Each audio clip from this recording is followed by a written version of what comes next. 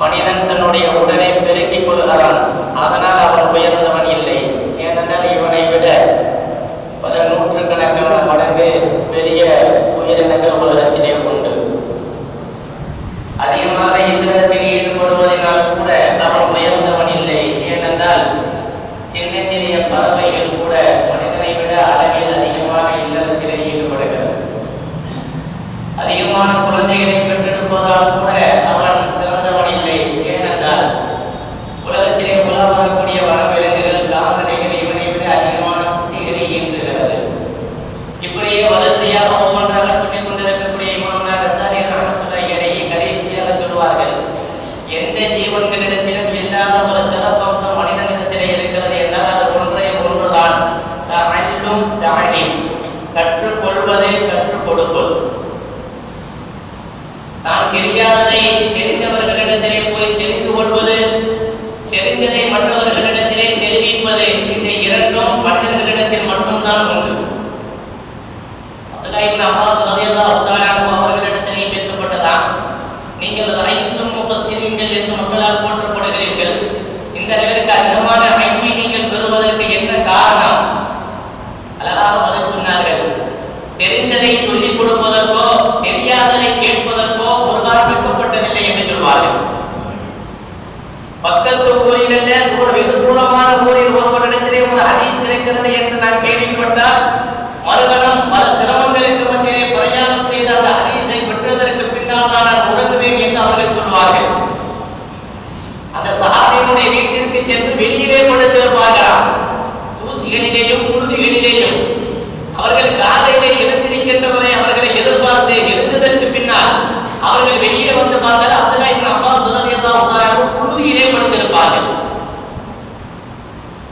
அவர்கள் இறக்கப்பட்டு சொல்வார்களா, அந்த உயர்ந்த மனிதர் ரசூலுல்லாஹி ஸல்லல்லாஹு அலைஹி வஸல்லம் அவர்களோடு நெருங்கியவர்கள், அவர்களுடைய சிறிய தந்தையின் மகனார், நாங்கள் இப்படி கஷ்டப்பட்டு வெளியிலே படுத்திருக்க வேண்டுமா, கதவை தட்டினால் என்ன? அவர்கள் சொல்வார்கள், நான் இந்த இடத்துல முத்தஅல்லிம், நீங்கள் முஅல்லிம், நான் மாணவன். மாணவர் ஆசிரியருடைய கதவை தட்டி எனக்கு போதை கொடு அப்படின்னு சொல்றது பேராதது. அதனாலதான் நான் வெளியிலேயே படுத்திருந்தேன் என்று சொல்வார்கள். இது மனிதனிடத்திலே இருக்கக்கூடிய உயர்ந்த பண்பு, கற்குதல், கற்பித்தல். அதனாலதான் மனிதனை தவிர எந்த ஜீவராசிகளுக்கும் காலேஜுகளோ ஸ்கூல்களோ யூனிவர்சிட்டிகளோ டிப்ளமாக்களோ எதுவுமே கிடையாது. ஆனா அதே நேரத்தில் அவைகளுக்கெல்லாம் என்னென்ன அறிவு இயற்கையிலேயே தேவையோ அதனை அல்லாஹ் இயற்கையிலேயே கொடுத்திருக்கிறார். சையதுனா மூஸா அலைஹிஸ்ஸலாத்து வஸலாம் அவர்கள் ஏகத்துவ பிரச்சாரம் செய்கின்ற பொழுது அந்த மக்கள் எல்லாம் கேட்பார்கள், ரப்புக்குமா யா மூஸா, ரப்பு ரப்பு என்று சொல்கிறாயே, உங்களுடைய ரப்பு என்றால் யார்? அழகாக சொல்வார்கள் மூஸா அலைஹிஸ்ஸலாம், ரப்பியல்லதி அஅதா குல்ல ஷைஇன் ஹல்கஹு சும்ம ஹதா. ஒவ்வொரு படைப்பினங்களுக்கும் அதற்கு தேவையான உருவ அமைப்பு, அதற்கு தேவையான சக்தி, அதற்கு தேவையான யுக்தி, அதற்கு தேவையான புத்தி அனைத்தையும் கொடுத்து அதற்கு தேவையான அந்த இதாயத்தையும் கொடுத்திருக்கிறானே, அவன் தான் என்னுடைய ரப்பு. நம்மளால் அற்பமாக பார்க்கப்படுகின்ற ஈக்களில் தொடங்கி பிரமாண்டமாக பார்க்கப்படுகின்ற திமிங்கிற வரை அது வாழக்கூடிய இடத்திற்கு தக்கவாறு, சூழ்நிலைக்கு தக்கவாறு என்ன வேண்டும் என்பதை கணித்து சரியான முறையிலே கொடுத்திருக்கிறானே, அவன் தான் என்னுடைய ரப்பு என்று மூஸா அலைஹிஸ்ஸலாத்து வஸலாம் அவர்கள் சொல்லுகிறார்கள் என்று சொன்னால் அவைகளெல்லாம் வெளியே போய் கற்க வேண்டும் என்ற தேவையில்லை. பல தடவை சொல்லப்பட்ட கருத்துதான், மனிதன் மட்டும்தான் பிறந்ததற்கு பின்னால் அதை மட்டும்தான் செய்கிறான், வேற ஒண்ணுமே அவனுக்கு தெரியாது. ஏன்னா அந்த நேரத்தில் அவனுக்கு அது மட்டும்தான் வேணும். அழுகாம கண்ணு மாதிரி கிடந்த யாரும் பார்த்துக்க மாட்டாங்க. அழுகாம பிள்ளை பிறந்துருச்சு, அழுகல, கண்ணு மாதிரி கிடக்குது, பெற்றோர்கள் அழ ஆரம்பித்து விடுவார்கள். பெரியார்கள் தங்களுடைய கிதாபிலே எழுதுவார்கள், நீ உலகத்திலே வாழக்கூடிய வாழ்க்கையில் நீ வெற்றி பெற்று விட்டாய் என்பதற்கு அடையாளம், குழந்தை பிறக்கின்ற பொழுது நீ அழுதாய், மற்றவர்கள் சிரித்தார்கள். நீ வஃபாத்தாகின்ற பொழுது நீ சிரிக்க வேண்டும், மற்றவர்கள் அழ வேண்டும். அப்படி எல்லாம் வெற்றி பெற்றுட்டார்கள். பிறந்த குழந்தை அழுகணும், அழுகதான நாம் ஆடுவோம். அழவில்லை என்று சொன்னால் அதற்கு சிகிச்சை செய்யப்படும். அப்பொழுதுக்கு தேவை அதுதான். ஏன்னா அதுதான் பசிக்குதா, வயிறு வலிக்குதா, அல்லது அது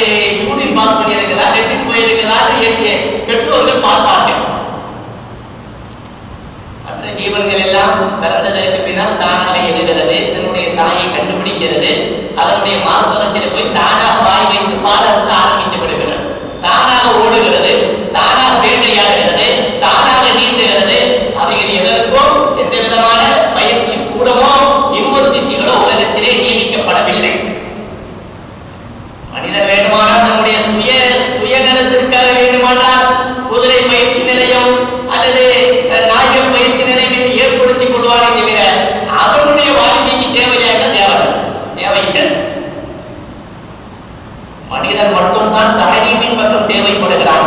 அதனால்தான் அல்லாஹ் ரப்பல் ஆலமீன் முதலிலே இறங்கிய ஆயத்து அண்ணல் பெருமானா ரசூலுல்லாஹி ஸல்லல்லாஹு அலைஹி வஸல்லம் அவர்களை பார்த்து, எத்தனை நபியை நீங்கள் ஓதுங்கள், நீங்கள் ஓதுங்கள். உலகத்திலே தெரிய வேண்டிய முதலாவது விஷயம் ஓத தெரிய வேண்டும்.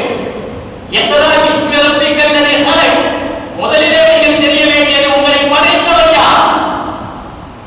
உலகத்திலே எத்தனை கலைகள் மனிதர்களால் போதிக்கப்பட்டாலும் சரிதான், அந்த கலைகளின் இறுதி, அந்த கலைகளின் முடிவு, அது தன்னை படைத்தவன் ஒருவன் இருக்கிறான் என்பதை அறிவதுதான். அது எந்த கலைகளாக இருந்தாலும் சரிதான், மருத்துவமாக இருக்கட்டும், கட்டிட கலைகளாக இருக்கட்டும், அல்லது எந்த ஒரு கம்ப்யூட்டர் சாப்ட்வேர் இன்ஜினியர் கல்வியாக இருக்கட்டும், எந்த கல்வியாக இருந்தாலும் சரிதான், அதனை முடிவு நம்மளுடைய சக்தி இவ்வளவுதான். எதற்கு மேலே ஒரு சக்தி இருக்கிறது, அவன் தான் அல்லாஹ் என்று விளங்குவார். அதற்குத்தான் நம்ம ஆன்மீகம் என்று சொல்லுகிறோம். அதைதான் அல்லாஹ் ரப்பல் ஆலமீன் கற்க சொன்னார். உலகத்திலே எத்தனை கலைகள் கற்றாலும் அது துன்யாவோடு முடிந்துவிடும். ஆனால் துன்யாவை தாண்டி கபரிலும் மறுமையிலும் மனுஷன் மைதானத்திலும் நமக்கு பயன் தரக்கூடிய ஒரு கல்வி இருக்கிறது என்று சொன்னால் அது இல்முத்தி.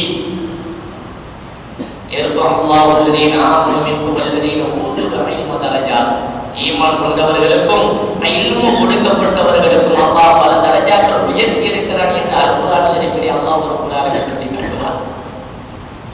மார்க்க கல்வி கற்றவர்களுக்கு கிடைக்கக்கூடிய மதிப்பும் கண்ணியமும் உயர்ந்த அந்தஸ்தும் உயர்ந்த தரஜாவையும் போன்று ஒரு நாட்டினுடைய அதிபருக்கு கூட கிடையாது என்பதை நாம் முதலிலே விளங்கியாக வேண்டும். எவ்வளவு பெரிய ஒரு வல்லரசு நாட்டினுடைய அதிபராக இருந்தாலும் சரிதான். அதனால்தான் ரசூலுல்லாஹி ஸல்லல்லாஹு அலைஹி வஸல்லம் உலமாக்களை அறிமுகப்படுத்துகின்ற பொழுது உலமா வரசத்துல் அன்பியா, உலமாக்கள் நபிமார்களின் வாரிசு என்று சொன்னார்கள். இதை விட உலகத்தில் என்ன அந்தஸ்து இருக்க போகிறது?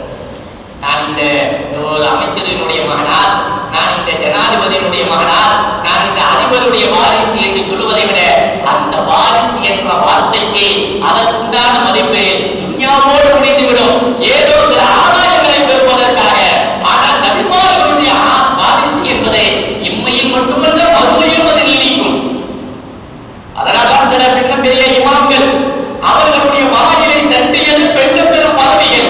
இந்த நாட்டினுடைய தாவையாக இருங்கள், நீதிபதியாக இருங்கள் என்று சொல்லப்பட்ட பொழுது கூட அவர்கள் சொல்வார்கள், நான் தாவையாக இருப்பதை விட நான் ஆணிமாக இருப்பதை விரும்புகிறேன் என்று சொன்னார்கள். அபோனிபார் ரஹ்மத்துல்லாஹி அவர்களை பார்த்து சொன்னார்களா, நீங்கள் தாவையாக இருங்கள், நீதிபதியாக இருங்கள். ஜட்ஜி என்பது எவ்வளவு உயர்ந்த ஒரு பதவி. சில நேரம் பஸ்ல போகும்பொழுது பார்க்கலாம், இது நீதிபதிகளின் குடியிருப்பு, ஆறு அடிக்காது என்று கூட அடிப்பாங்க. இது காவல்துறைக்கு உட்பட்டது, இந்த இடத்துல நிற்க கூடாது, அந்த அளவுக்கு ஒரு பாதுகாப்பு, அந்த அளவிற்கு அதற்கு உண்டான புரோஜனங்கள், பொருளாதாரம் எல்லாம் இருக்கிறது. நீதிபதி என்ற பதவி அவ்வளவு சௌகரியங்கள் இருக்கிறது. அபோனிபார் ரஹ்மத்துல்லாஹி பார்த்து சொல்லப்படுகிறது, நீங்கள் தாவையாக இருங்கள். அதான் சொன்னாங்க, நான் அதுக்கு தகுதி இல்லைன்னு. உடனே அரசு சொன்னார், மலிக்கு சொன்னாரு, இல்லை இல்லை நீங்க போயிட்டு விடுறீங்க. அபோனிபார் ரஹ்மத்துல்லாஹி மாதிரி வாத திறமையும் மிக்க ஒரு மனிதர் உலகத்திலே இல்லை. அவருடைய மாணவர்கள் சொல்வார்கள், சாதாரண ஒரு கல் தூணை பார்த்து இது தங்கம் என்று அவர்கள் வாதிட ஆரம்பித்தால் ஆமாம் என்று ஒத்துக்கொள்வதை தவிர வேறு வழி இல்லை என்று சொல்வார்கள். அந்த தலைவருக்கு விவாத திறமை மிக்க நுட்பமான அறிவை பெற்றவர்கள் இமாம்னா அபூ ஹனீஃபா ரஹ்மத்துல்லாஹி அலைஹி. நீங்கள் பொய் சொல்கிறீர்கள் என்று மணிக்கு சொல்லுகிறார். செஞ்சுக்கிட்டே சொன்னாங்களா, நான் சொல்றது உண்மையா இருந்தா உண்மையிலே நான் தகுதி இல்லை. நீங்க சொல்ற மாதிரி நான் பொய்யனாக இருந்தால் பொய் சொல்லக்கூடியவர் எப்படி சாமியா இருக்க முடியும்? அவரை வாயை தொடர முடியாது, பேசாம போயிட்டார். ஏன் அவர்கள் காவியாக இருப்பதற்கு மறுத்தார்கள் என்றால் அதற்கு ஒரு இமாம் அவர்கள் காரணம் சொல்கிறார்கள். உலகத்திலே காவியாக வாழக்கூடியவர்கள் வன்மையிலே காவியாக எழுப்பப்படுவார்கள், அந்த பதவியிலே எழுப்பப்படுவார்கள். ஆனால் நான் ஆழிமாக வாழ்ந்த ஆழிமாக எழுப்பப்படுவதற்கு பிரியப்படுகிறேன் என்று சொன்னார்கள். வரசத்துடன் நீ யார் என்று கேட்டால் அல்லாஹ்விற்கு முன்னால் நெஞ்சை உயர்த்தி கம்பீரமாக நின்று கொண்டே நான் ஒரு ஆலிம், உன்னுடைய கல்வியை கற்றவன், காலையிலிருந்து மாலை வரை இந்த வார்த்தை தான் என்னுடைய நாவிலே அதிகமாக வந்தது. இந்த ஒரு வாக்கியத்தை விட எந்த வாக்கியம் உயர்ந்ததாக இருக்க போகிறது?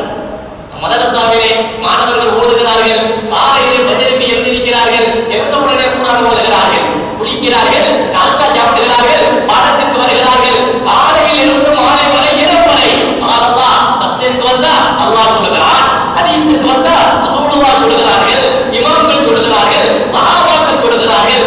கிட்டத்தட்ட ஒரு 7-8 ஆண்டு கால வாலிபம் முழுவதும் இந்த வார்த்தையிலேயே தங்களுடைய ஆய்வினை கிடைக்கிறார்கள் என்று சொன்னால் இதை விட ஒரு வாய்ப்பு உலகத்திலே எட்டி இருக்க போகிறது.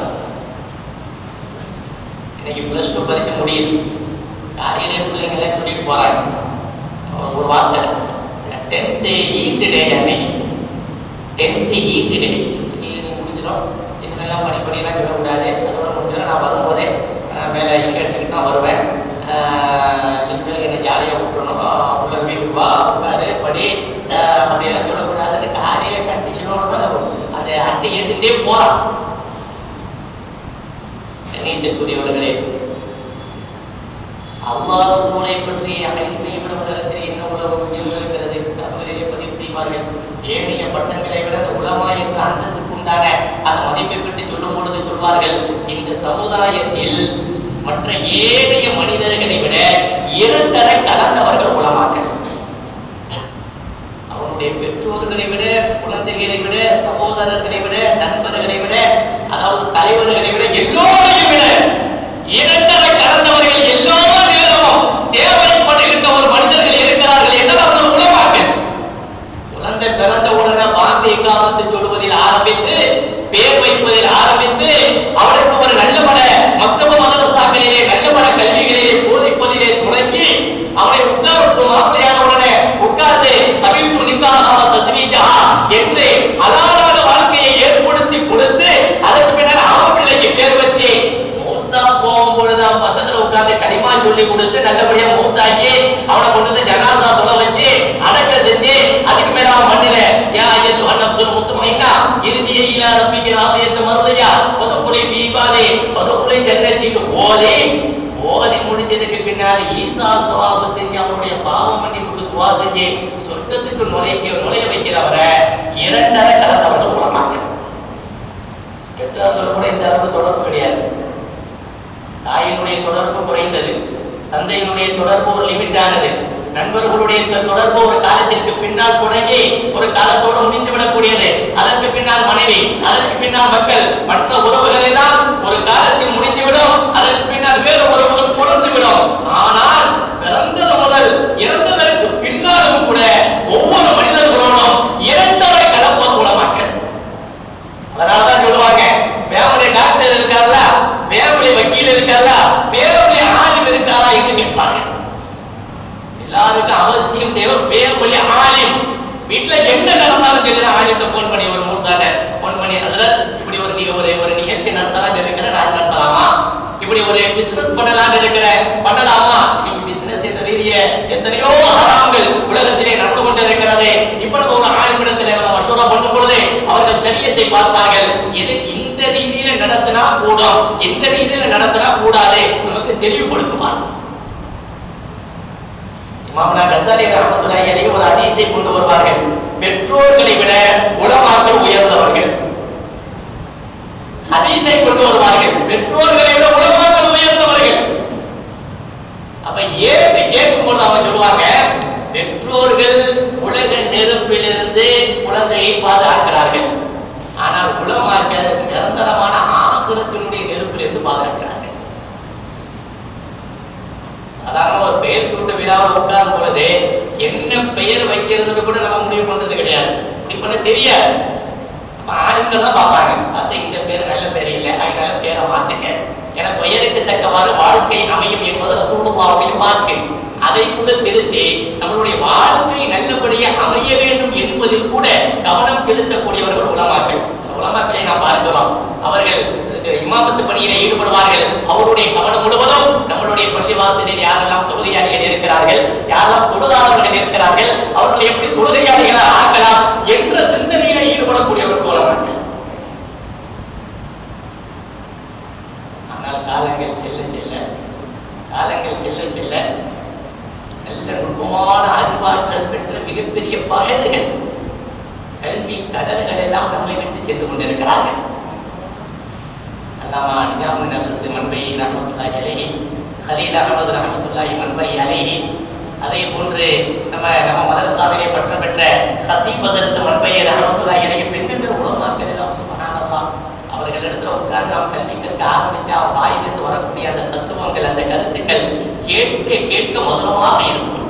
பெரிய பகுதிகள் ஒரு ஆய் வவ்வாத்தாளர் அவரோட அவருடைய இல்மும் சென்று விடுகிறது. அந்த இடத்தை அடைக்க முடியாது. ரசூலுல்லாஹ் சொல்கிறார்கள், ஒரு ஆய் வவ்வாத்தாளர் அந்த இடம் சமுதாயத்திலே அது இடைவெளி விடப்பட்டு விடுகிறது, அதனை ஒரு காலம் அடைக்க முடியாது. எத்தனை ஆலிம்கள் உருவாக எனக்கு உருவாகக்கூடிய எண்ணிக்கை நாளுக்கு நாள் குறைந்து கொண்டு போகிறது.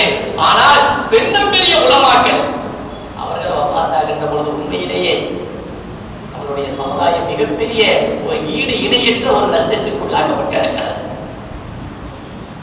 அந்த அடிப்படையிலே சென்ற வாரம் ஒரு வாரத்துக்கு முன்னாடி ஒரு துயரமான சம்பவம்.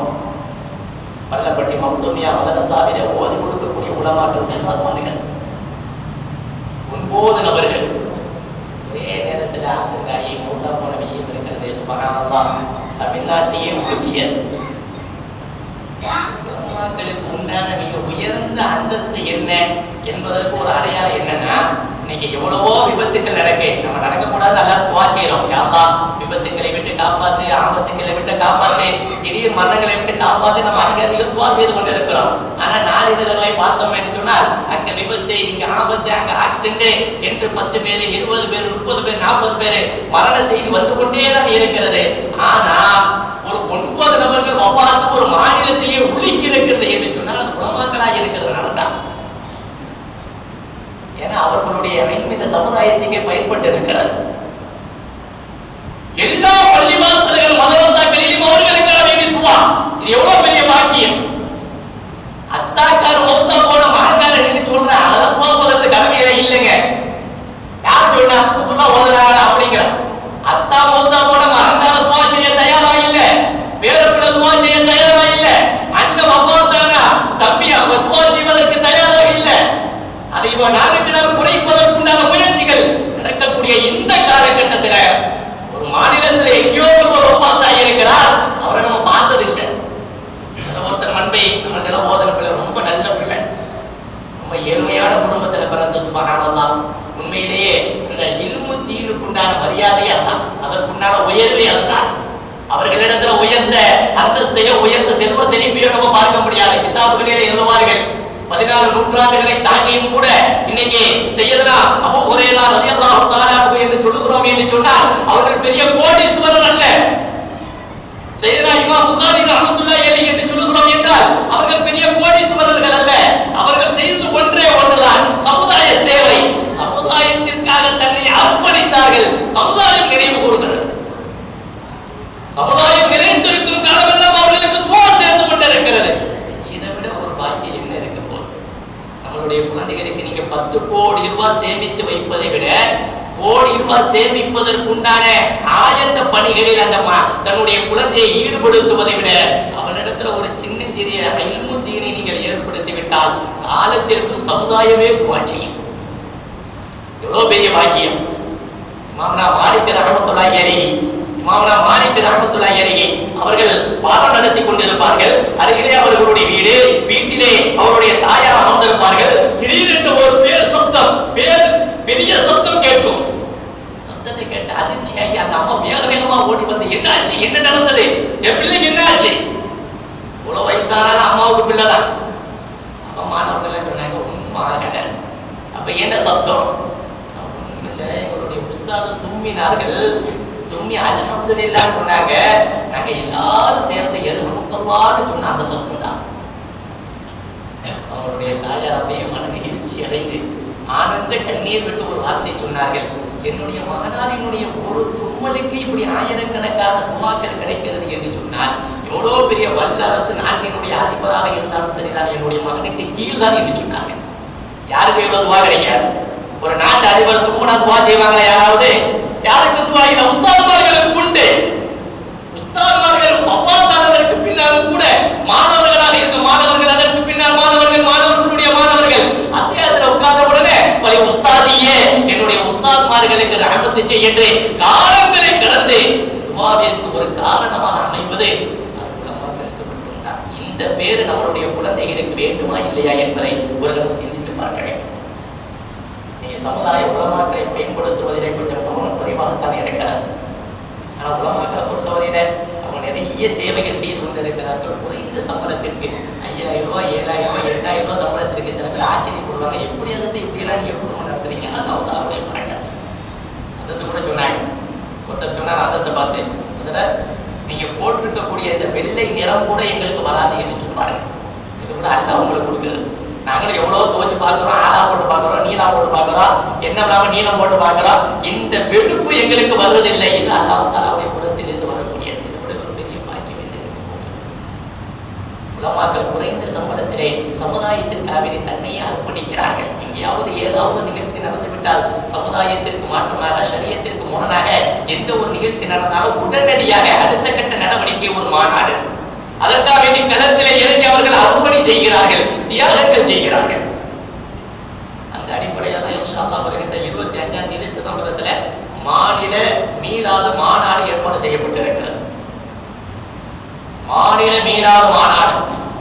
ஏன்னா இப்ப சமீப காலமாக உலகத்தில் பல்வேறு விதமான குழப்பங்கள், அதாவது வியாபாரம் ரீதியில, பிசினஸ் ரீதியில, மற்றபடி நாம் பயன்படுத்தக்கூடிய சாதாரண பொருட்கள் ரீதியில நம்மளுடைய பார்வைக்கு அது தெரியல.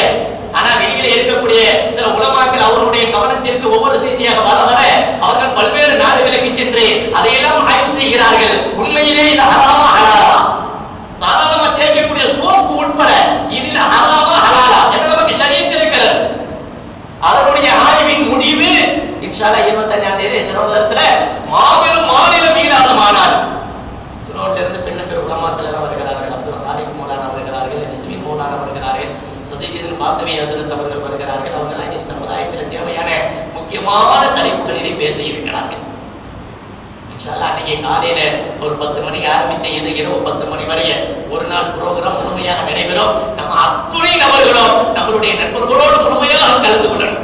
காலையிலிருந்து நைட் வர ஒவ்வொரு உலமாக்களுக்கும் ஒவ்வொரு விதமான தலைப்புகள் முடிவு செய்யப்பட்டிருக்கிறது. அதனால அந்த நிகழ்ச்சியில கலந்துக்கணும். இது முதலாவது தகவல். இரண்டாவது, அல்லாஹ் தஆலா எந்த ஊருக்கும் கொடுக்காத ஒரு பெரிய பாக்கியம் நம்ம ஊருக்கு கொடுத்திருக்கிறாங்க. அன்படிக்கு ஜமாத் ஆசிரியர் வர 30 நாளும் இந்த புகாரி ஷரீஃப் 30 ஜுஸுக்களையும் ஓதக்கூடிய பாக்கியம். ரசூலுல்லாஹ்வுடைய நாவிலிருந்து வரக்கூடிய வார்த்தை வகி, நமக்கு தெரியும். வகிய கையில முத்துரும். இதை யாரு ஓதுகிறாரோ, யார் அதனை கேட்கிறாரோ, யார் அதனை மனனம் செய்கிறாரோ, யார் அதனை பரப்புகிறாரோ அவருக்கு வாழ்த்துக்கள் உண்டாகட்டுமாக என்று ரசூலுல்லாஹி ஸல்லல்லாஹு அலைஹி வஸல்லம் சொல்கிறார்கள். அந்த ஹதீஸை கேட்டு ரசூலுல்லாஹ்வுடைய வாழ்த்து கிடைக்க வேண்டும் என்பதற்காக நம்மளுடைய ஊரில் அது ஏற்பாடு செய்யப்பட்டிருக்கிறது. ஊர் முழுவதும் கேட்கிறார். சில நேரம் கேட்காட்டா கூட அங்கிருந்து தகவல் வந்துடும். இந்த ஏரியாவுல கேட்கலையே, அந்த மைக் என்னாச்சு, அந்த என்னாச்சு பாருங்க, உடனடியாக அது சரி செய்யப்படும். ஊர் முழுவதும் அது கேட்கிறது. அது ஊருக்கே ஒரு பறக்கத்து. அதனுடைய நிறைவு விழா இன்ஷா அல்லாஹ் வருகின்ற 20ஆம் தேதி திங்கள் மாலை செவ்வாய் இரவு நம்மளுடைய இந்த மதரசா தாரு தஃசீரிலே நடக்க இருக்கிறது. அதற்கும் சின்ன பெரிய உலமாக்கள் வருகை இருக்கிறார்கள். வேலூர் பாக்கியாத்து சாலிஹாத்தினுடைய மூத்த பேராசிரியர் மௌலானா மௌலவி அல்ஹாஜ் எம் அப்துல் ஹமீத் பாக்கவி ஹதரத் தாமத் பரதாத் அவர்கள் இன்ஷா அல்லாஹ் வர்றாங்க. அவங்களுக்கு ஒரு முக்கியமான தலைப்பு. இந்த காலகட்டத்தில் ஒரு குழப்பமாக இருக்கக்கூடிய சூழ்நிலையில மக்களுக்கு தேவையான தலைப்பு இமாம்களை பின்பற்றுவது, நபியை பின்பற்றுவதே. இமாம்களை பின்பற்றக்கூடாது, தக்லீது கூடாது, அது ஷிர்க், அது ரசூலுல்லாஹ் நபிமார்களுக்கோ இமாம்களுக்கு எந்த விதமான சம்பந்தமும் இல்லாம அப்படி இப்படின்னு இன்னைக்கு நாளுக்கு நாள் குறிப்பாக தன்னுடைய வாலிப சமுதாயம் என்ன சொன்னாலும் சில அதாவது அந்த அடிப்படை இன்மை இல்லாத காரணத்தினால் சில நேரங்களிலே தடுமாறி விடுவதை பார்க்கிறோம். ஆயிரம் முக்கியமான தலைப்பு கொடுக்கப்பட்டிருக்கிறது. இமாம்களை பின்பற்றுவது ரசூலுல்லாஹை பின்பற்றுவதை. ரசூலுல்லாஹ் என்ன சொன்னாங்களோ அதைத்தான் இமாம்கள் சொன்னார்கள். அவங்க இஷ்டத்துக்கு எதையுமே சொல்லல என்பதை ஆணித்தரமாக ஒரு நீண்ட நெடிய நேரம் அவர்கள் விளக்கம் தர இருக்கிறார்கள். இன்ஷா அல்லாஹ் திங்கள் மாலை செவ்வாய் இரவு அதனால கொஞ்சம் சீக்கிரமாக வந்துடும். இன்ஷா நோட்டீஸ் வழங்கப்படும். 9 மணிக்கெல்லாம் ஷார்ப்பா இன்ஷா ஆரம்பிச்சிடும். 9 மணிக்கெல்லாம் நம்ம ஜமாத்தார்கள் எல்லாரும் வருகை தந்தோம். சப்தங்கள் கேட்டது பின்னால இப்பதான் உள்ளூர் உலமாக்கள் பேசுவாங்க. நம்ம லாஸ்ட் நம்ம சப்தங்கள் அப்படியெல்லாம் இல்லாம முன்கூட்டியே வரணும். இன்ஷா அல்லாஹ் ஒரு தெளிவான ஒரு பயான் நடைபெறும். அதை தொடர்ந்து விசேஷமான திக்ர் மஜ்லிஸ், விசேஷமான துஆ மஜ்லிஸ்.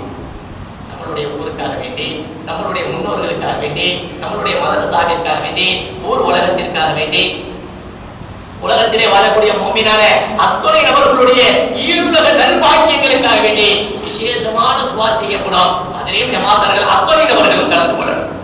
இன்ஷா அல்லாஹ் பொதுவா நம்ம ஊரை பொறுத்தவரையில புகாரி மஜ்லிஸ் இருந்தாலே நம்ம தாராளமாக நன்கொடைகளை வாரி வழங்குகிறோம். அதை நம்ம ஊருக்கு சொல்லி தெரியலாம் தேவையில்லை. அல்ஹம்துலில்லாஹ் மதரசாவுக்கு ஒன்று என்று சொன்னால் எதை வேண்டுமானும் தியாகம் செய்வதற்கு தயார் என்ற மனப்பான்மை நம்மளுடைய ஊர்ல அன்றைக்கு இருந்ததை விட இன்னைக்கு நிறைய இருக்கு. அதனாலதான் 150 ஆண்டுகளை தாண்டியும் கூட நம்மளுடைய மதரசா கம்பீரமாக எழுச்சி நடை போடுகிறது என்று சொன்னால் அது நம்ம ஊர் மக்களினுடைய இஹ்லாஸான தன்மை தான். முன்னோர்களுடைய துஆ பரக்கத், உஸ்தாத்மார்களுடைய துஆ பரக்கத்.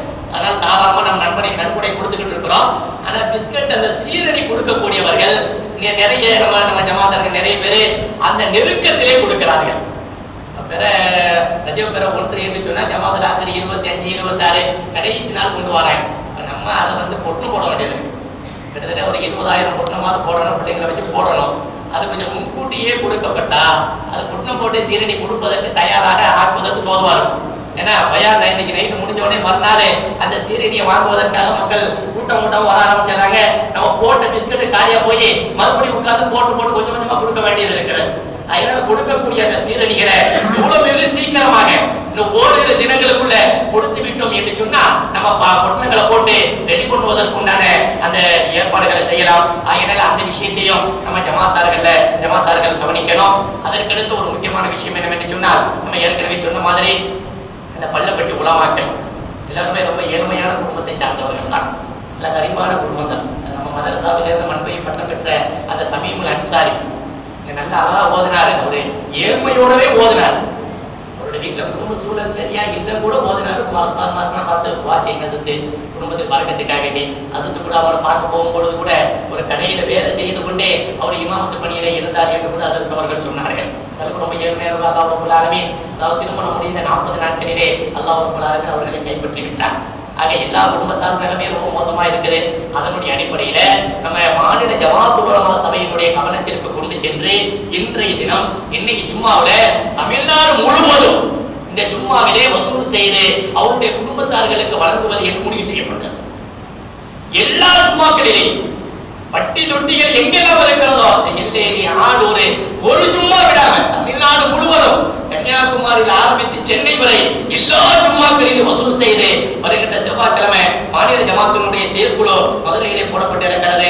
அதுல எல்லாம் கொடுக்கப்பட்டு அது பங்கு வைக்கப்பட்டு அவர்களுக்கு ஒப்படைப்பது என்ற முடிவு செய்யப்பட்டிருக்கிறது.